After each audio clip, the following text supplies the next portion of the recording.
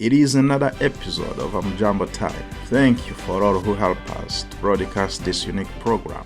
Bienvenue dans l'émission Bonjour Maine de ce mercredi. Nous sommes avec vous, nouveaux arrivants dans le Maine qui cherchent de l'emploi pour la première fois. Ce qui veut dire que vous devrez avoir votre permis de travail aux États-Unis d'Amérique. Mais aussi cela concerne vous, immigrants de Maine, qui êtes prêts à reprendre du travail, stoppé pour des raisons qui ne dépendent pas de vous. Le vendredi 28 juin 2024, au bureau de Prosperity Maine à Portland, lors d'une clinique d'écoute et d'orientation à la recherche du travail dans le Maine, Ernest Ndaisawa d'Amjambo Africa était sur les lieux et a tendu le micro pour vous à Sylvie Moutou depuis Workface Navigator Clinic. Sylvie Moutou commence ici par se présenter. Suivez. Moi c'est Sylvie Moutou, je suis PeerForce Navigator ici au compte de Maine Equal Justice. Je suis dans les locaux de Prosperity Maine où nous avons la clinique le vendredi. C'est le nom qui a été donné à la clinique, ça veut dire que les gens viennent, tous les besoins, et ils trouvent des solutions. Et qui arrivent, les cliniques de chaque vendredi, vous faites quoi? Les nouveaux arrivants de Maine viennent à la clinique, c'est comme le point de contact. Quand ils arrivent, si ce n'est pas pour l'enregistrement, pour la Salume à côté chez Akokumène, ils viennent ici à Prosperity Maine demander comment appliquer pour l'emploi. Et faire le résumé, rédiger un résumé. Donc le plus souvent, ils viennent ici. Ça, c'est la première des choses. Quand ils viennent dans le pays, ils veulent travailler. Et ici, nous les assistons à postuler pour les différents postes en fonction de leur expérience professionnelle.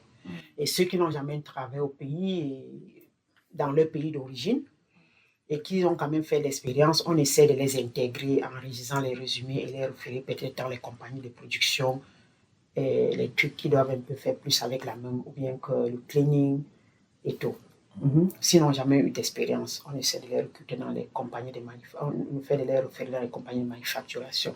Déjà, nous sommes en collaboration avec les compagnies. On connaît déjà ce que chaque compagnie recherche. On sait le niveau d'anglais donc qu'ils recherchent. Et comme la majorité qui arrive dans le pays ne parle pas la langue, mais ils veulent travailler quand ils ont le permis de travail, pour déjà prendre soin d'eux-mêmes, parce que dès qu'on vous donne le permis de travail, là, le DIE ne paye plus les charges. Donc, il faut trouver un moyen pour gagner de l'argent. Ah, donc ici, vous accueillez les gens qui ont le permis de travail? Il y a ceux qui viennent qui n'ont même pas le permis de travail, mais nous les orientons. Nous les orientons quoi faire. Il y a ceux qui arrivent et disent, OK, je vais appliquer pour la Salume. Nous les orientons quoi faire. Il y a ceux, si nous n'offrons pas les services, on les oriente aux ressources, aux compagnies qui offrent les services dont ils ont besoin. Je suis nouveau ici et je ne sais pas où aller. Est-ce qu'il peut m'orienter? Si vous le savez. OK, là, c'est un autre département, c'est la réceptionniste qui est chargée de ça. Moi, je suis dans un autre département. Mon département, c'est PeerForce Navigator. PeerForce Navigator, ça veut dire quoi? Nous sommes chargés d'aider les gens à rédiger les résumés et les aider pour les applications dans les différentes compagnies, les aider pour le unemployment benefit. Unemployment benefit, c'est si quand vous travaillez quelque part, on a réduit le personnel, ou si vous avez perdu l'emploi, on va regarder la durée que vous avez effectuée dans cette compagnie. Et nous appelons le département du travail et on vous rémunère en attendant. C'est ce que nous appelons unemployment benefit, en attendant que vous trouvez un autre poste. On vous paye chaque semaine. Donc, c'est ce que nous appliquons aux gens.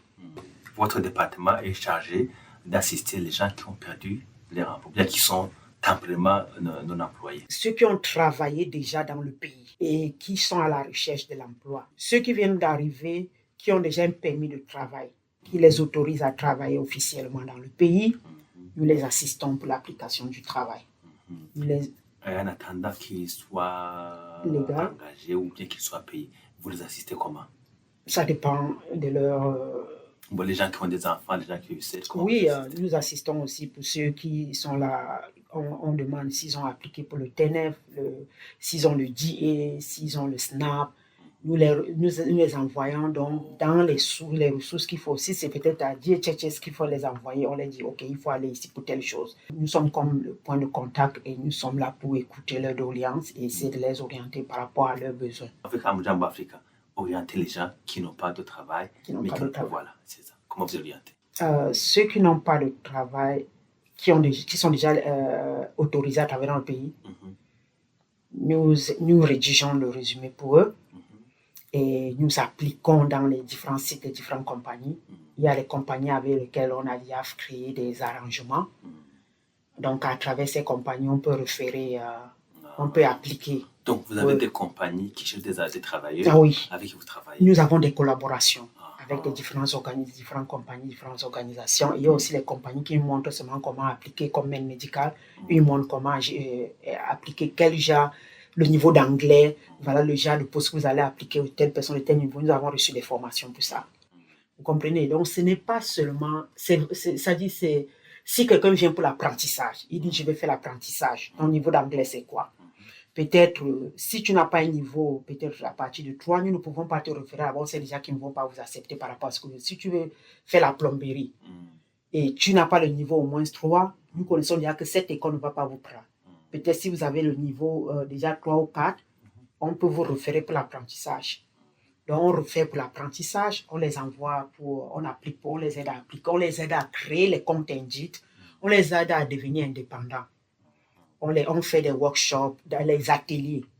On fait les ateliers de travail et on les éduque. Comment utiliser leur propre téléphone, comment changer leur langue, parce que la majorité ont gardé la langue d'origine qui sont venus. Ça veut dire qu'ils veulent continuer à écouter toujours peut-être en français, puisque les gens que nous assistons, la majorité de parlent lingala, français, Swahili et portugais. Ça fait que nous les encourageons de changer déjà leur téléphone en anglais.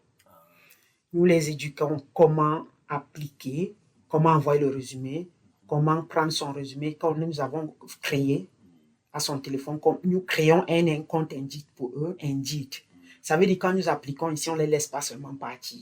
On les oriente comment utiliser ce compte pour appliquer d'eux-mêmes. Quand ils sont à la maison, on les montre comment lire les emails, comment communiquer. Parce que si vous ne livrez pas les emails, ce n'est pas comme en Afrique, on a besoin de ton taper directement.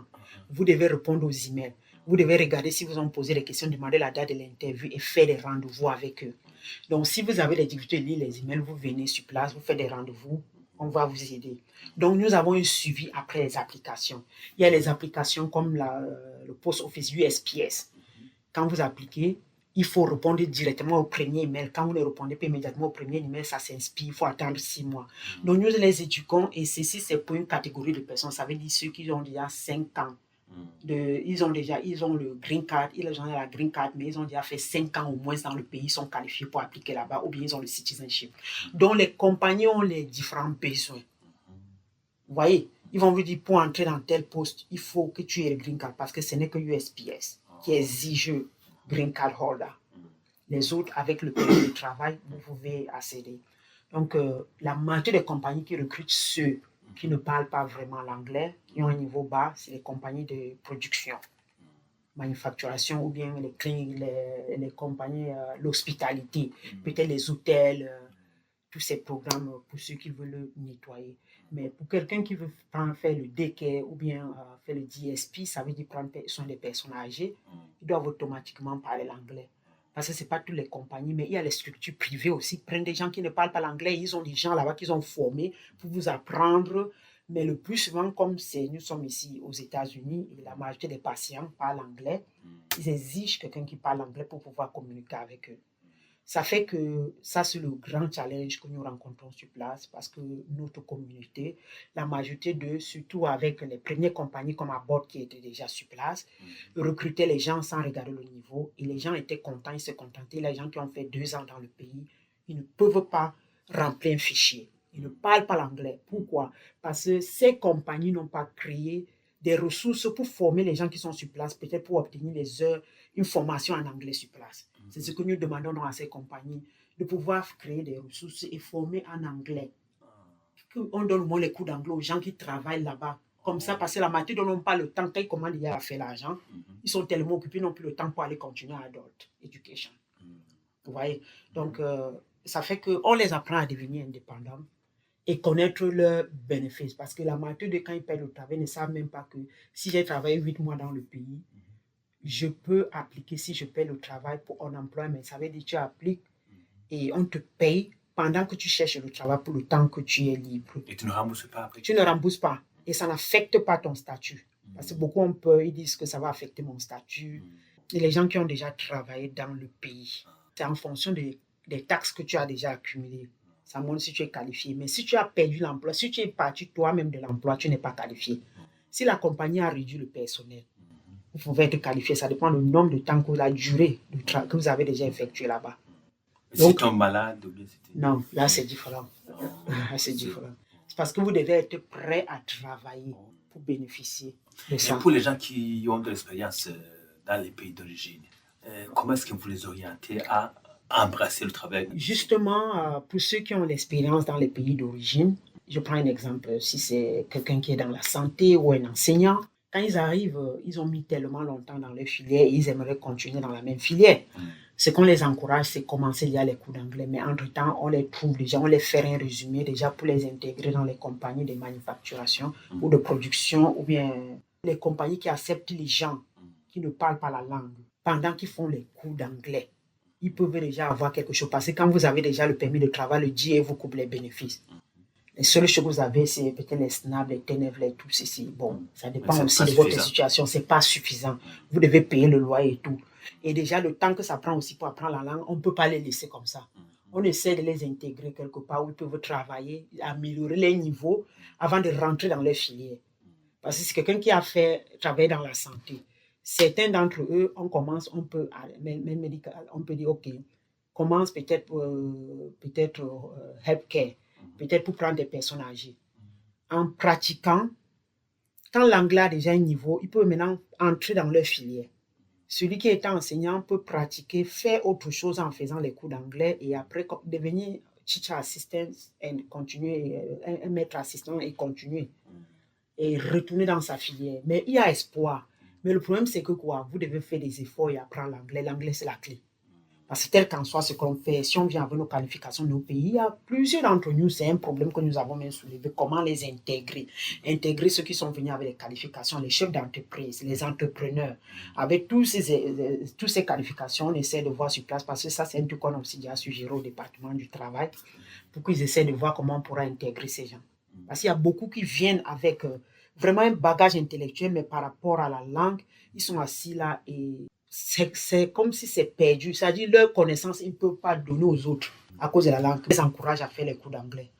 Et ils sont en train de regarder aussi. Il y a aussi les compagnies qui recrutent les gens, on les forme. Ça veut dire, ces gens-là vous forment en votre langue d'origine. Je prends un exemple. Quand vous voyez ici à Walmart, par exemple Walmart de Scarborough, avait pris un moment près de 50. Et ils ont recruté un superviseur qui parlait plusieurs langues. Ça veut dire parce que les langues, c'est lingala, français, peut-être swahili et portugais. Si cette personne parle ces langues-ci, ils peuvent former ceux-ci à travailler. Mais maintenant, quand ils connaissent à travailler, ils continuent seulement à travailler, ils peuvent faire leurs cours d'anglais tranquille, pendant qu'ils gagnent le revenu pour pouvoir payer les charges. Depuis quand vous travaillez dans ce domaine? J'ai commencé comme volontaire en janvier de l'année dernière. Et après, j'ai pris le poste permanent. Puisque comme volontaire, je venais juste les vendredis. Et déjà, j'ai l'expérience pour assister les gens, la communauté, communiquer avec les gens. Je suis vraiment ouvert à la communication, j'aime les gens. Et quand j'ai trouvé que c'était une plateforme où je pouvais vraiment... j'ai rencontré que Prosperity Men en venant ici à la clinique, c'était une plateforme où on pouvait facilement faire l'impact aux gens. C'est où j'ai postulé pour être permanente ici. Donc, étant permanente à Prosperity Men, ça permettait que les gens viennent de lundi à vendredi. Ils peuvent venir ou faire des rendez-vous. Ça a maintenant boosté. Ça fait que le bouche-oreille, la clinique a tellement grandi en un an. Quand je suis devenue permanente. Donc, c'est ce mois-ci maintenant que j'ai fait l'application pour un autre poste, toujours dans le projet. Maintenant, c'est moi qui supervise les cliniques. Mais maintenant, au compte de Men Equal Justice. Je suis maintenant au compte de Men Equal Justice, mais nous utilisons les locaux ici. Qu'est-ce qui t'a plu depuis que tu es ici? Pour moi, j'aime aider les gens. Quand je suis arrivée ici aux États-Unis, malgré que la langue n'était pas un problème pour moi, j'étais du côté de New York, c'était difficile de m'intégrer, puisqu'il n'y avait pas ces ressources que nous avons ici à Maine. Je pense que plusieurs États n'ont pas le Pierre aux forces navigales, ça que nous avons ici, là, qui intègre les gens dans plusieurs États. Ça fait que nous sommes vraiment comme la voie aux gens qui arrivent, on les oriente et c'est ce qui est vraiment important. Je n'ai pas eu cette orientation, sinon je n'aimerais pas voir les gens aller dans le même stress, la même misère que j'ai vécu. C'est une plateforme vraiment pour aider d'autres gens à intégrer. Vous voyez? Puisque quand je suis venu, j'étais à Massachusetts, après je suis allé là, mais ils n'avaient pas les ressources qu'on a ici à Maine. Ça fait juste 2 ans que je suis ici. Vous comprenez? Donc, et ce qui me plaît davantage, c'est que quand les gens retournent, ils me disent, oh Sylvie, j'ai eu le travail. Oh, j'ai eu le travail, c'est trop bien. Merci beaucoup. Sois béni. Je reçois les bénédictions, les emails qui viennent. Et puis, bon, ils viennent là, ils disent, oh, j'ai pas encore vu maman Sylvie. On m'appelle même bien maman. Vous voyez la communauté congolaise avec les maman, c'est Sylvie. Oh, maman Sylvie, j'étais chez Sylvie. Et maintenant, je peux plus aussi les dire, comme vous voyez là, moi, je ne travaille plus pour tes compagnies, je travaille pour tes compagnies parce que ça ne les concerne pas. Pour moi, c'est le rapport, la connexion que vous créez avec les gens qui font que les gens ont confiance en vous et se sentent confortables de venir auprès de vous, vous parler. Parfois, quand ils parlent, ce n'est pas seulement de là. Étant assise là, j'ai compris le parcours que les gens ont fait pour arriver ici. Et déjà, pour travailler dans un poste, il faut connaître les problèmes que les gens ont traversés. Si vous ne connaissez pas d'où les gens sortent, si vous n'avez pas vécu leurs problèmes, vous ne pouvez pas les aider. Parce qu'il y a certains qui sont allés dans le traumatisme. Venir à pied, traverser des pays en pays, ils ont vu les gens mourir, ceci, cela. Il faut essayer un peu d'entrer. Certains sont sortis dans les pays de guerre. Ça veut dire quoi? On essaie d'embrasser leurs problèmes. Ça veut dire qu'on souffre, ils sont là pour le service, mais on essaie de s'intégrer et faire partie de leur vie. Ça fait qu'ils ont confiance. Et ils savent que quand ils viennent là, même si ce n'est pas un sujet qu'on peut aider ici, nous pourrons les orienter, puisqu'on travaille aussi en collaboration, même avec Goodwill. Ceux qui viennent pour l'apprentissage, on les envoie. Donc, il y a les compagnies, on sait que là-bas, c'est pour l'apprentissage. Là-bas, c'est pour le travail. Nous sommes en collaboration avec d'autres organisations. Et les endroits, on dit, OK, ceci, tu dois la DHHS, va appliquer comme ça, comme ça. Quelqu'un vient, je n'ai pas où à vivre, ceci. On va dire, OK, va à DIE. Donc, on les oriente dans les différentes sources. Quelqu'un vient me dire, OK, j'ai eu ceci. Nous avons aussi des avocats sur place, de Ménéquois Justice, les paralegals, ils sont là. On les refait aussi. Ils sont là dans les bureaux tous les vendredis. On les refait directement. Vous voyez, il y a les gens peut-être qui viennent, ils disent, oh, je veux préparer mon interview. Oh, j'ai tel document, je n'arrive pas à lire. Oh, j'ai des documents de DA qu'il faut remplir. Oh, j'ai tel document, comme ça, il veut remplir. Nous aidons aussi à remplir les documents. Vous voyez, donc il y a tellement, c'est vague, il y a beaucoup de postes, il y a beaucoup de sujets, il y a beaucoup de problèmes que les gens viennent avec. Ce n'est pas seulement le travail, ce n'est pas seulement l'employment, ce n'est pas seulement le résumé, c'est plein d'autres choses. Et Prosperity Men déjà offre assez. Ils offrent le money management, on vous forme comment gérer vos finances. Ils aident dans les classes. Ils ont aussi les classes. On vous aide comment créer un compte. Ils ont aussi des formations où vous venez, pour ceux qui veulent créer les affaires, les opportunités d'affaires. Ils vont vous aider à créer des business. Peut-être on vous dit, OK, qu'est-ce que vous avez économisé? On va augmenter tel montant. Il y a ceux qui viennent pour la bourse d'études. Il y a ceux qui viennent pour le gîte, l'électricité. Ils veulent qu'on les aide à payer. Il y a ceux qui viennent pour leur première fois, ils sont arrivés dans le pays. Prosperity Men les aide à payer la caution, le premier mois de caution. Vous voyez, ils ont aussi un département qui aide à trouver les maisons aux gens. Donc, c'est vague. Il y a beaucoup de services quand vous entrez déjà sur ces portes. Et alors, Rivita, tout travail, il y a des choses qui sont difficiles, bien qui gênent. Vous rencontrez des problèmes Oui, pour nous, les problèmes que nous rencontrons, c'est souvent le volume. Le volume des gens, par exemple, ici, nous recevons aussi les compagnies qui viennent sur place. Comme la semaine passée, il y a Paradigm Window qui était là pour recruter. Ils ont causé avec 14 personnes et ils vont maintenant faire les interviews et voir qui vont recruter parmi ces 14 personnes. Les différentes compagnies viennent souvent recruter sur place les vendredis. Mais les problèmes que nous avons, c'est quoi? C'est le nombre de personnes par rapport à ceux qui assistent. Nous sommes peu. Donc, on a besoin de plus de volontaires et puis on appelle aussi les interprètes souvent pour les différentes langues et les volontaires souvent sont peu pour les différentes langues que nous avons besoin. Est-ce que les volontaires sont peu bien sont... Les volontaires, c'est seulement pour les bénévolats. Donc, ils viennent juste pour les bénévolats. Mais nous avons besoin des volontaires en toutes ces langues-là. Mais nous n'avons pas. Donc, le plus souvent, on appelle les interprètes. Comme maintenant, on a dispersé les gens. Il y a une dame qui est assise là. Elle appelle l'interprète parce que c'est arrivé son tour. Elle doit assister. Quelqu'un appelle l'interprète au téléphone pour faire le résumé de la personne. Ça prend plus de temps. Parce qu'il faut parler à l'interprète, demander à la personne nous-mêmes ne connaît pas. Maintenant, tu dois réfléchir pour faire le résumé. Quand c'est le département du travail, si c'est peut-être un employement, on appelle le département du travail. Il y a ce que nous pouvons faire, ce que le département du travail doit faire. Donc, ça fait qu'on appelle toujours les interprètes le plus souvent. Il y a les cas où il faut appeler l'interprète en ligne. Et vous assistez combien de gens par jour? Il y a les journées où on peut avoir 60 personnes, 70 personnes. Comme ce matin, déjà, on a eu plus de 40. Mais nous ne pouvons pas assister tous ces gens. Peut-être on peut assister, si c'est pour dire que l'application du travail et tout, pour l'effectif de mes collègues qui sont là, parce que plusieurs sont absents aujourd'hui.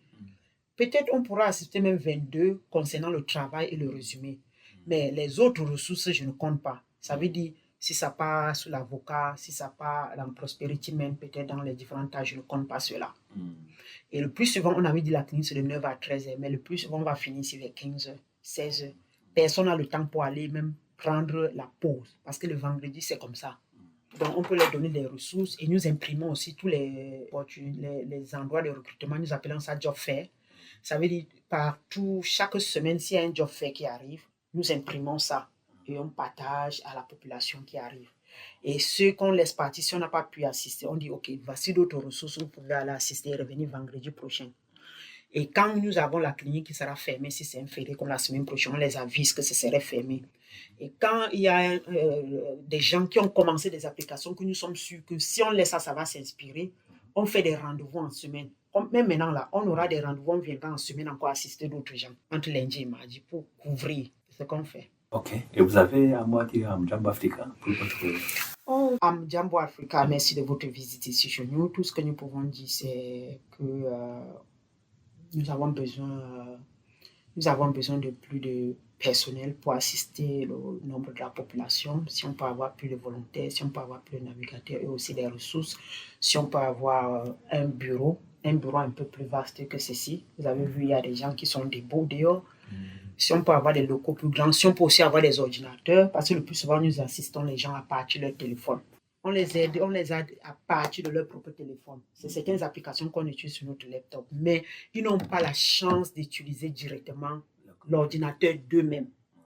C'est seulement quand ils vont à Goodwill, dans les librairies, tous les endroits. Mais sur place, déjà, s'il y avait une grande salle où chacun devait rester devant l'ordinateur, et on fait une présentation, et on les montre comment appliquer en groupe de personnes. Ça devait réduire. Des gens qui ont le même cas. Oui, qui ont le même cas, on dit peut-être, OK, allez sur Indeed, ceci, ou bien telle compagnie, vous êtes en train d'appliquer comme ça là. Voilà, telle compagnie, ceux qui veulent appliquer ici, on passe sur ça et on applique avec eux. On aide en groupe, ça devait aider, mais nous n'avons pas ces possibilités. Ça veut dire des laptops, une grande salle aussi pour tout ça. Et déjà, le projet va s'inspirer. Ce projet risque de s'arrêter. Le projet doit s'arrêter en juin s'il n'y a pas de financement pour continuer le projet. Quel sera le futur? Parce que Pierre Force Navigator, c'est le futur de MEN, c'est pour les New Manas. Que seront les autres qui viendront? Parce que quand tu assistes à un groupe de personnes, le permis de travail sort, il y a un autre groupe qui arrive.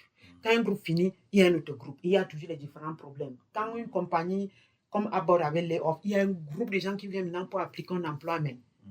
Quand les problèmes de taxes arrivent, il y a ceux qui arrivent, qu'on les a donné les documents, qui doivent encore repayer l'argent qu'ils avaient appliqué pour un emploi même parce qu'on les a payés plus. Ils ont peut-être fait les euros, on les a payés plus. Ou bien on les payait, ils travaillaient, ils ne déclaraient pas. Maintenant, il faut commencer à suivre aussi les dossiers là pour voir comment annuler ces dettes-là. Donc, c'est vague, on ne peut pas tout détailler. Finalement, le temps vous est très cher. Oui, surtout un vendredi comme ça, c'est vraiment, c'est pas évident. Vous avez vu vous-même combien. Est-ce que vous ne pensez pas qu'il faut augmenter les heures, ou bien les jours de travail, ou bien les jours de volontariat? Tout ça, ça dépendra aussi des moyens. Je pense que c'est des moyens aussi pour organiser tout ça parce qu'en semaine aussi, nous avons d'autres responsabilités aussi qu'on fait et ce n'est pas la seule clinique que nous avons. On a l'autre nous avons une clinique à Bangkok et on a l'autre à Lewiston. Il faudrait déjà qu'on puisse garder le projet, que le projet puisse être gardé après juin. C'est d'abord où se trouve. Juin 2025. Juin, oui. Après juin, parce que ça finit fin juin. Et à Lewiston, vous rencontrez quand à Lewiston? Non, c'est 2 fois par mois. Et à Bengo? À Benga, souvent, c'est 1 fois par mois. Donc, Lewiston, c'est 2 fois par mois. Ici, c'est chaque semaine. À Bengo, c'est 1 fois le mois. Et pourquoi cela? C'est juste aux personnes la quantité, la population n'est pas comme celle de Portland. Et nous avons aussi déjà les gens qui travaillent là-bas sur place. Donc, ça fait que quand on fait rendez-vous pour faut que les gens, ils ne sont pas nombreux comme ici. Et à Houston, vous vous rencontrez où? Donc, justement, à Houston, nous avons l'adresse. Il y a un bureau fixe, un bureau de Gateway. Parce que même ici, à présent, comme vous voyez là, il y a normalement les différents navigateurs qui arrivent. Je suis celle de Prosperity. Il devait avoir un navigateur de Prosperity Man. Il y a celui de Man Equal Justice et il y a celui de Gateway. Donc, ça veut dire qu'à Houston encore, il y a Gateway, il y a ELFF et il y a Man Equal Justice. Et parfois Prosperity Men aussi qui utilisent les mêmes locaux. Merci beaucoup. Je vous en prie. Merci pour avoir écouté la nouvelle émission de Bonjour Maine. Elle vous a été présentée par Eloge Wikaneza. À la prochaine.